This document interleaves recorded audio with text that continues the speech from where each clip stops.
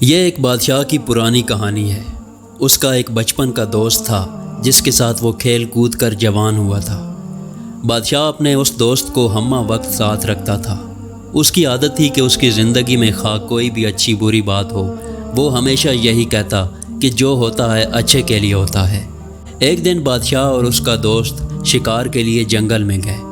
دوست نے بادشاہ کے لیے بندوق میں گولی بھری اور بندوق تیار کر کے بادشاہ کو دی، لیکن گولی بھرنے میں اس سے کچھ غلطی ہو گئی، اور جب بادشاہ نے شکار کے لیے گولی چلائی تو اس کا انگوٹھا کٹ گیا۔ یہ صورتحال دیکھ کر دوست نے اپنی عادت کے مطابق کہا کہ جو ہوتا ہے اچھے کے لیے ہوتا ہے، اس میں یقیناً کوئی بہتری ہوگی۔ یہ سن کر بادشاہ کو شدید غصہ آیا اور بولا، یہ بہتر نہیں ہے، میرا انگوٹھا ضائع ہو گیا ہے اور تم کہہ رہے ہو کہ اچھا ہوا، اور ساتھ ہی حکم جاری کیا کہ اسے قید خانے میں ڈال دیا جائے۔ 1 سال بعد بادشاہ دوبارہ ایک جگہ شکار کھیلنے گیا۔ وہاں بدقسمتی سے اسے آدم خور جنگلیوں نے پکڑ لیا اور اپنے علاقے میں لے گئے۔ انہوں نے بادشاہ کے ہاتھ باندھ دیے۔ اب آگ جلا کر وہ بادشاہ کو جلانے ہی والے تھے کہ ان کی نظر بادشاہ کے انگوٹھے پر پڑی، تو پتہ چلا کہ بادشاہ ایک انگوٹھے سے معذور ہے۔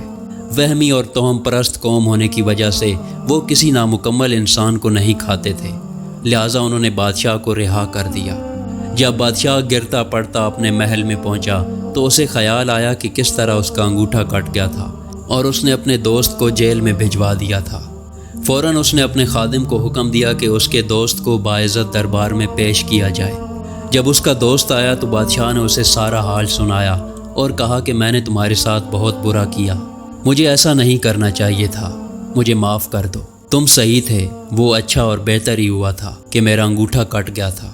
آج اس انگوٹھے کے نہ ہونے کی وجہ سے میری جان بچ گئی۔ یہ سن کر بادشاہ کا دوست مسکرایا اور بولا، یہ بھی بہتر ہی ہوا کہ آپ نے مجھے جیل بھجوا دیا۔ اپنے دوست کی یہ بات سن کر بادشاہ بہت حیران ہوا اور کہنے لگا کہ یہ اچھا اور بہتر کس طرح تھا؟ تم 1 سال تک جیل میں رہے اور کہہ رہے ہو کہ اچھا ہوا۔